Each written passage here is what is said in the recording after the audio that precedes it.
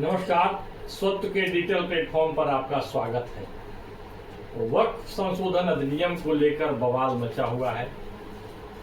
वक्फ संशोधन अधिनियम 2024 ने यूपीए 2 की सरकार की कुछ यादों को ताजा कर दी है। यूपीए 2 में 2 विवादास्पद विधेयक लाए गए थे। एक था सांप्रदायिक हिंसा रोकथाम एवं लक्षित हिंसा विधेयक 2011, दूसरा था वक्फ बोर्ड संशोधन अधिनियम 2013।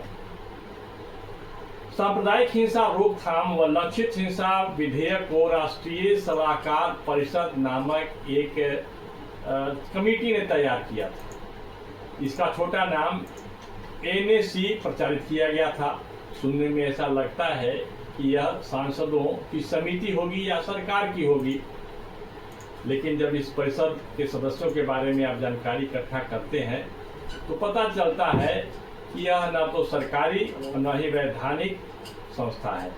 तो क्या है, यह तीस्ता सीतलवाड़ जैसे वामपंथी कई एक्टिविस्ट को मिला करके बनाया गया था, जिसमें वामपंथी भी थे, जिसमें क्रिश्चियन मिशनरी के भी लोग थे, कुछ ऐसे नौकरशाह रिटायर्ड नौकरशाह थे जिनकी ख्याति एक बिल्कुल भारत विरोधी नैरेटिव चलाने के लिए रही है। हाँ, इसके अध्यक्ष सोनिया गांधी जरूर थी। सोनिया गांधी उस समय सांसद भी थी। कहा जाता है कि एनजीओ के पैसे पर गुलछरा उड़ाने वाले, भारत की संस्कृति और प्रकृति के विरुद्ध काम करने वाले ऐसे एक्टिविस्ट में शामिल थे जिनका एक ही काम होता था कि भारत की संस्कृति या सनातन परंपरा को टारगेट करना। इन लोगों ने दिमाग लगाकर तुष्टीकरण की राजनीति को हमेशा के लिए मजबूत बनाने का एक योजना तैयार किया था, काम किया था।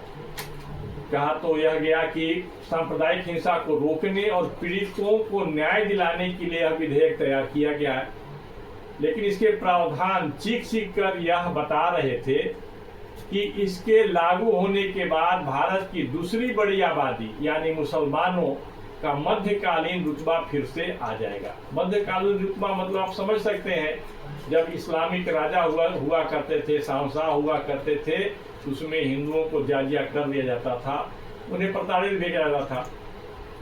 इस विधेयक में समूह की परिभाषा पर जोर दिया गया था, जिससे स्पष्ट हो सके कि कौन लोग सांप्रदायिक हिंसा के शिकार हो सकते हैं। ऐसा पूर्व में अनुमान लगाने की बात इस विधेयक में थी। इस समूह का अर्थ केवल और केवल हिंदू था, दूसरा कोई नहीं। विधेयक में सरकारी अधिकारियों और अन्य लोगों के खिलाफ कार्रवाई करने का जो प्रावधान था वह भारत के संविधान के ऊपर लगता है कि एक दूसरे प्रकार के एक अधिकार संपन्न वर्ग को सौंपना या थोपना था। कुल मिलाकर विधेयक में बहुसंख्यक समुदाय को हिंसा के लिए दोषी ठहराने का प्रावधान था, स्पष्ट प्रावधान था। बहुसंख्यक मतलब चलन में या जो भी कहिए हिंदू, जो भारत को एक और विखंडन का दंश झेलने के लिए मजबूर करता।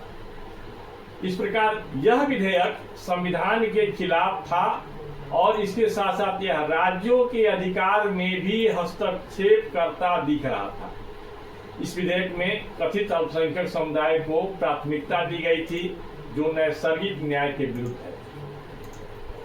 इस प्रकार सांप्रदायिक हिंसा रोकने के नाम पर तैयार यह विधेयक मुस्लिम सांप्रदायिकता को बढ़ावा देना और भारत को खतरनाक सांप्रदायिक चंगुल में डालने वाला था। यह विवादास्पद विधेयक वास्तव में भारत के संविधान के खिलाफ और सांप्रदायिकता को बढ़ावा देने वाला ही था। ये मैं नहीं कह रहा, उस समय के जितने जो कानूनविद थे उसका अध्ययन करने के बाद जो राय देते हैं, सुब्रमण्यम स्वामी ने भी इसका अध्ययन करके कहा था यह तो अत्यंत खतरनाक विधेयक है और इसका संविधान से कुछ भी लेना देना नहीं, भारत के संविधान की प्रकृति के बिल्कुल विरोध में है। आज हम संविधान की बात करने वाले लोग कहते हैं कि संविधान के विरोध में जाकर के बातें हो रही हैं। इसकी धारा 7 के मुताबिक दंगों की स्थिति में बहुसंख्यक आबादी कि महिला के साथ यदि रेप होता है, जी धारा 7 क्या कहता है कि बहुसंख्यक आबादी की महिला के साथ यदि रेप होता है तो इस बिल के मुताबिक वो अपराध की श्रेणी में नहीं आता।